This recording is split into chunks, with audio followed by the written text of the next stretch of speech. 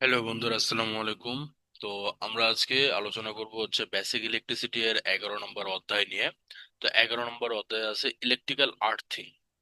তো একজন ইঞ্জিনিয়ারের আর্থিং বিষয়ে জ্ঞান থাকাটা খুবই দরকার। তো বেসিক ইলেকট্রিসিটি সাবজেক্টটা বেসিক হইলেও জিনিসটাতে কিন্তু খুব সুন্দর সুন্দর টপিকস আপনাদেরকে আছে। তো এখান থেকে ফাইনালে থাকবে 5 মার্ক। তো আমরা এখানে জানবো হচ্ছে আর্থিং কাকে বলে, আর্থিং এর এলিমেন্ট গুলা কি কি আছে, তারপর হচ্ছে আর্থিং এর প্রয়োজনীয়তা কেন সেটা নিয়ে আলোচনা করবো, হচ্ছে আর্থিং কি কি টাইপের হয়ে থাকে। তারপর হচ্ছে রেজিস্ট্যান্স, আর্থিং এর রেজিস্ট্যান্স গুলো ডিফারেন্ট কন্ডিশন মানে বিভিন্ন পদ্ধতির কি কি আছে, ওয়ার্কিং প্রিন্সিপাল, আর্থিং এর কার্যকারিতা, কিভাবে পাইপ আর্থিং এর কার্যকারিতা, প্লেট আর্থিং এর কার্যকারিতা, শিট আর্থিং এর কার্যকারিতা এবং রড আর্থিং এর কার্যকারিতা। ওকে। তো অধ্যায়টা আশা করি আপনাদের কাছে খুবই মজাদার লাগবে। আর আমি সবসময় চেষ্টা করি সাবজেক্টগুলোতে খুব সহজে কিভাবে বোঝানো যায়। রিডিং কিন্তু চাইলে আপনারা নিজেরাও বইয়ে রিডিং পড়তে পারবেন, তবে শোনা কথা, একটা মানুষের শোনা কথা আমরা সবসময়, আপনারা দেখবেন যে আপনাদের দাদা দাদির যে গল্পগুলো বলতো সেগুলো কিন্তু এখনো অনেকেরই মনে থাকে। তো শোনা কথাগুলো মনে বেশি থাকে, তার কারণেই আমার এই পদ্ধতিটা যে শুনবেন আপনারা।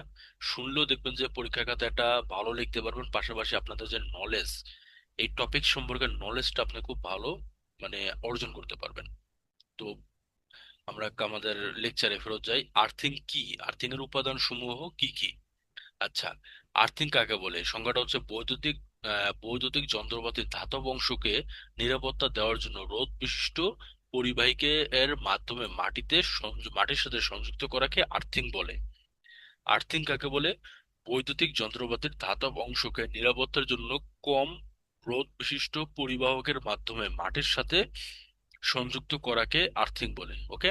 মাটির সাথে যদি সংযুক্ত করতে চান সেটাই হচ্ছে আর্থিং।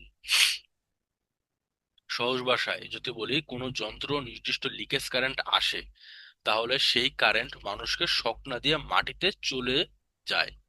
আচ্ছা, কোন একটা যন্ত্র থেকে অনেক সময় দেখবেন যারা কোন একটা ডিভাইসে আপনি ধরছেন পরে আপনার শর্ট করতেছে।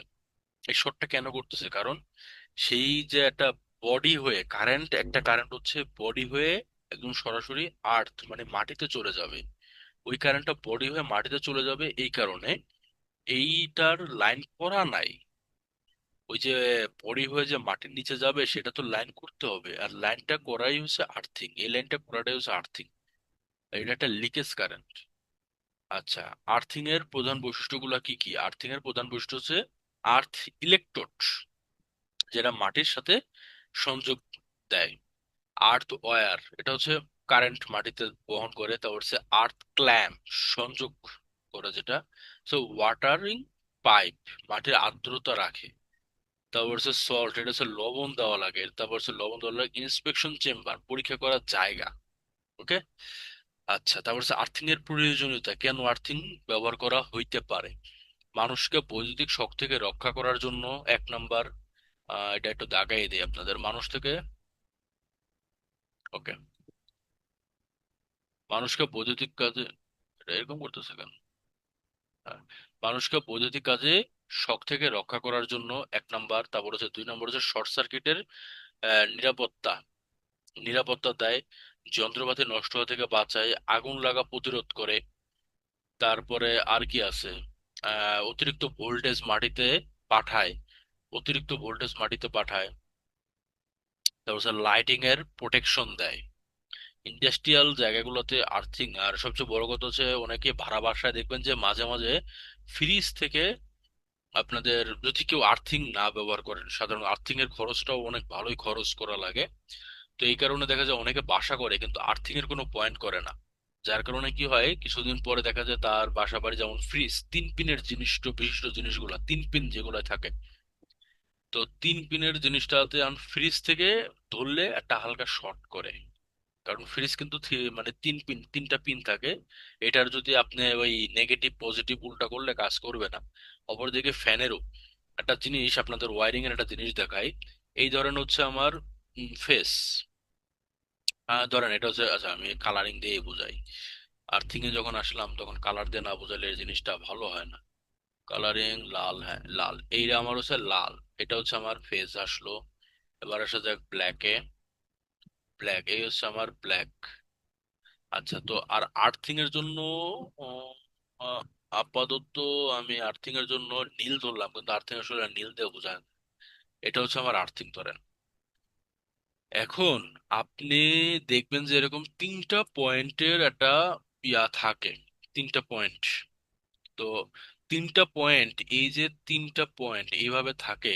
এটা একটু কালারটা চেঞ্জ করে দেই। কি দেওয়া যায়, কম হলুদ দেই।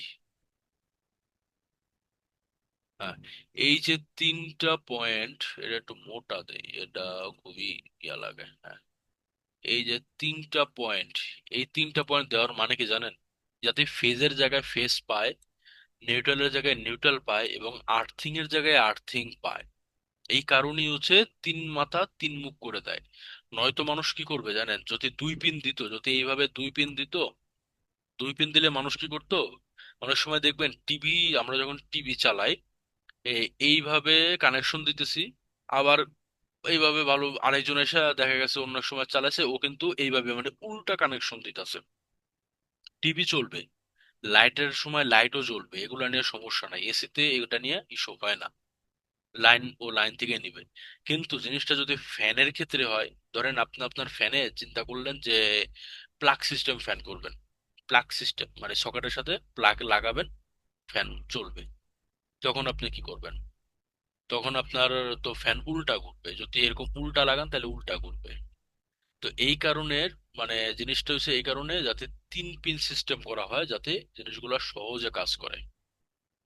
জিনিসগুলো যাতে কেউ মানে সবাই তো আর এই ইলেকট্রিক বিষয় এগুলো নিয়ে এতটা গবেষণা বা রিসার্চ করে না।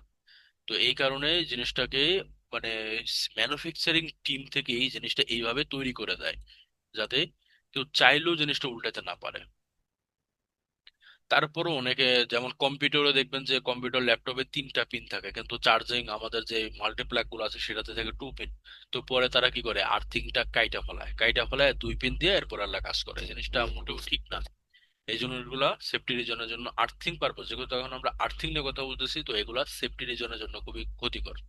আচ্ছা, উদাহরণে যে যদি ফ্রিজ বডিতে কারেন্ট চলে আসে, তাহলে আর্থিং না থাকলে মানুষ শক খাবে, আর্থিং থাকলে মাটিতে চলে যাবে। যে জিনিসটা আমি বললাম সেটা এখানে উদাহরণ হিসেবে বলা হয়েছে। আচ্ছা, বিভিন্ন ধরনের আর্থিং, যেমন হচ্ছে পাইপ আর্থিং, বাসা বাড়িতে শিল্প সবচেয়ে বেশি ব্যবহৃত হয়। প্লেট আর্থিং হচ্ছে বড় স্থাপনায় ব্যবহার করা হয়। রড আর্থিং হচ্ছে পাথুরে জায়গায় রড আর্থিং ব্যবহার করা হয়। শিড আর্থিং ছোট স্থাপনায় ব্যবহৃত হয়। স্টিপ বা ওয়্যার আর্থিং সাব স্টেশনে ব্যবহৃত হয়।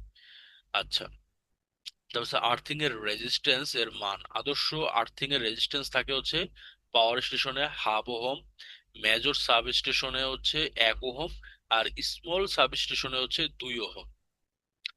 তারপর হচ্ছে ইন্ডাস্ট্রিয়াল এরিয়ায় 1 থেকে 2 ohm, house wearing a 5 ohm, R lighting অ্যারেস্টরে 1 ওহমের নিচে। আচ্ছা, গুরুত্বপূর্ণ কথা, আহ আর্থিং এর রেজিস্ট্যান্স যত কম হবে ততই ভালো হবে। আর্থিং এর রেজিস্ট্যান্স কিন্তু যত কম হওয়া উচিত ততই ভালো। আর্থিং করার সময় বিবেচ্য বিষয়গুলো কি হবে? গুরুত্বপূর্ণ ফ্যাক্টর, এক নম্বর হচ্ছে মাটির ধরন, ভেজা মাটি হলে ভালো হয়। মাটির আর্দ্রতা, আর্দ্রতা বেশি হলে রেজিস্ট্যান্স কম হয়। তারপর হচ্ছে ইলেকট্রোড এর গভীরতা, গভীরে বসালে ফলাফল ভালো পাওয়া যায়। ইলে তারপর হচ্ছে ইলেকট্রোডের আকার, বড় ইলেকট্রোড বা কম রেজিস্ট্যান্স, বড় ইলেকট্রোড হলে কি হয়, কম রেজিস্ট্যান্স হয়। তারপর হচ্ছে লবণ, লবণ দেওয়ার কাজটা হচ্ছে রেজিস্ট্যান্সটা কমান। সরি, ক্রস কানেকশন রেজিস্ট্যান্স, এটা হচ্ছে মরিচা প্রতিরোধের জন্য ব্যবহার করা হয়। ভালো আর্থিং এর বৈশিষ্ট্য কোনটা, এটা পরীক্ষায় আসতে পারে। রেজিস্ট্যান্স কম, দীর্ঘস্থায়ী, নিরাপত্তা, সব সহজে রক্ষণাবেক্ষণ। পাইপ আর্থিং এর কার্যপ্রণালী। পাইপ আর্থিং হচ্ছে জিআই পাইপ ব্যবহার করে আর্থিং করাকে পাইপ আর্থিং বলা হয়। জিআই পাইপ ব্যবহার করে আর্থিং করাকে পাইপ আর্থিং বলে। এটা হচ্ছে কনস্ট্রাকশন, এটা হচ্ছে ব্যবহৃত অংশ, জিআই পাইপ, আর্থ ওয়্যার, সল্ট ওয়াটার পাইপ ইত্যাদি ব্যবহার করা হয়। এখানে একটা হচ্ছে পাইপ আর্থিং এর সিস্টেম নিয়ে আমরা আলোচনা করব। এই দেখেন, এই যে এখানে কিন্তু এগুলো হচ্ছে salt, fault for electrode, earth bed হচ্ছে, আর এই হচ্ছে আমার ওয়্যার, আর্থিং লিড বা কপার ওয়্যার। এটা হচ্ছে আমার ওয়্যার নেওয়া হয়েছে। এটা একটু দাগাই, রেড কালার কই, রেড, এই যে রেড। এই যে এটা হচ্ছে আমার ওয়্যার গেছে, তারপরে যদি বলি এটা হচ্ছে ফানেল ওয়াটারিং, এখান থেকে হচ্ছে ওয়াটার পানি দেওয়া হবে নিয়মিত, এখান থেকে পানি দেওয়া হবে জিআই পাইপ। আর জিআই পাইপ, আর এইটা হচ্ছে আমার আর্থ বেড, এটা হচ্ছে আমার কি গেল হিসাবটা। এবার চিন্তা করছে ওয়ার্কিং প্রিন্সিপাল যন্ত্রপাতির লিকেজ কারেন্ট আর্থ ওয়্যার দিয়ে জিআই পাইপে যায়। ওয়ার্কিং আর্থ পাইপ দিয়ে যন্ত্রপাতির এই যে ওয়ার্কিং প্রিন্সিপালটা যদি আমরা দেখি, এটা হচ্ছে যন্ত্রপাতির লিকেজ কারেন্ট আর্থ পাইপ দিয়ে জিআই পাইপে যায়। এই যে যন্ত্রপাতির যায় যে আর্থ পাইপ, এই যে জিআই পাইপে যায়, এই যে আর্থ পাইপ এটা দিয়ে আমার কি জিআই তে গেল। ওকে, জিআই পাইপ মাটির সাথে সংযুক্ত থাকে, কারেন্ট নিরাপদে চলে যায়। ওকে, এটা তো মাটির ভেতরেই আছে আমার আমার কিন্তু এইখান থেকে সবটাই কি মাটির ভেতরে। সুবিধা, সবচেয়ে জনপ্রিয়, কম খরচ, কম রেজিস্ট্যান্স, দীর্ঘস্থায়ী হয়। আর হচ্ছে ব্যবহার যদি করি, সেটা হচ্ছে বাসা বাড়িতে ব্যবহার করতে পারি, অফিসে ব্যবহার করতে পারি, কারখানায় ব্যবহার করতে পারি। এবার আসা যাক প্লেট আর্থিং এ, এটা একটু মুছে দেই। ওকে, প্লেট আর্থিংটা কি, কপার বা জিআই প্লেট মাটির নিচে বসিয়ে আর্থিং করাকে প্লেট আর্থিং বলা হয়, কপার বা প্লেট। আচ্ছা, এই যে দেখেন সল্ট, লবণ স্ট্যান্ড বানাইতে হবে, একটা লবণ দিতে হবে, তারপরে কোয়েল মানে কয়লা দিতে হবে, এরপর আছে 12.5 mm এর একটা জিআই পাইপ, আমি একটা পাইপ দিলাম। পাইপ দিয়ে 19 মিটারের ডায়ামিটারের পাইপ, এখান থেকে আবার একটা 19, এটা হচ্ছে একটা ফানেল থাকবে, সিমেল কন্টেন্ট থাকবে, আর্থ লিড থাকবে, সবকিছু থাকবে। এটা হচ্ছে আমার একটা প্লেট আর্থিং, এখানে একটা প্লেট মতো থাকবে। ওকে, ওয়ার্কিং প্রিন্সিপালটা হচ্ছে আমার ফল্ট কারেন্ট প্লেটের মাধ্যমে মাটিতে প্রবাহিত হবে। আর্থিং ভালো পর্যায়ে বড় বিস্তাপনা উপযোগী, অসুবিধা হচ্ছে খরচ বেশি হয়, এর জন্যই এই জিনিসটা কিন্তু কোথায় ব্যবহার করা হয়, আমরা একটু আগে পড়ছিলাম এই জিনিসটা মেবি ইন্ডাস্ট্রিয়াল এরিয়াতে ভালো ব্যবহার করা হয়। আহ হ্যাঁ, এই যে প্লেট আর্থিং এটা হচ্ছে বড় ব্যবস্থাপনায় ব্যবহার করা হয়, মানে ইন্ডাস্ট্রিয়াল ক্ষেত্রে ব্যবস্থাপনার বিশাল ক্ষেত্রে যেটা লাগে। তারপরে হচ্ছে আমার শিট আর্থিং। শিট আর্থিং এর কার্যক্রম, শিট আর্থিং হচ্ছে মেটাল শিট দিয়ে ব্যবহৃত আর্থিং। ওয়ার্কিং প্রিন্সিপাল হচ্ছে লিকেজ কারেন্ট শিট হয়ে মাটিতে যায়। তারপর হচ্ছে রড আর্থিং। রড আর্থিং এর কাজটা হচ্ছে কপার বা জিআই রড মাটিতে ঢুকিয়ে আর্থিং করা হয়।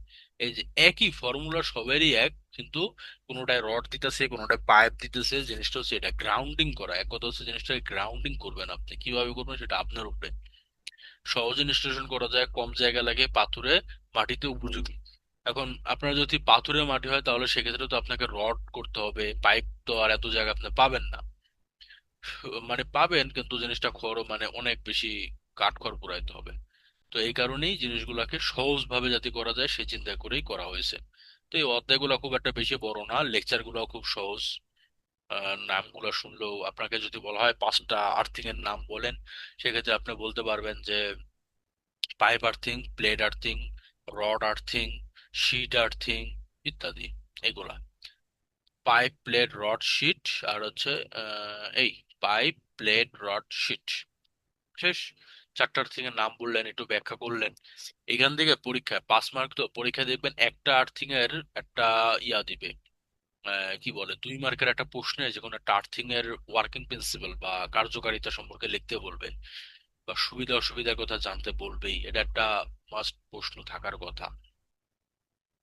তো আপনাদের যদি কোনো প্রশ্ন থাকে অবশ্যই সেটা কমেন্ট করে জানাবেন। আমরা কিন্তু ইতিমধ্যে 11টা অধ্যায় শেষ করে ফেলেছি, আর হয়তো 3-4টা অধ্যায় বাকি আছে। তো ইনশাল্লাহ সেই 3-4টা অধ্যায় আমরা শেষ করে দেব। আর যদি কোনো প্রশ্ন থাকে সেটা তো অবশ্যই কমেন্ট করবেন, সেই সাথে আপনাদের বন্ধুদের সাথে এই প্লে লিস্টটা শেয়ার করবেন, তাদেরও উপকার হবে। আর পাশাপাশি আপনারা চ্যানেলটা সাবস্ক্রাইব করবেন, এটা করতে ভুলবেন না, কারণ এটা হচ্ছে আমার একটা অনুপ্রেরণা দেয়। আর ভিডিওটা ভালো লাগলে তো লাইক করবেনই। ওকে, আসসালামু আলাইকুম সবাইকে, আজকের মতো এই পর্যন্তই।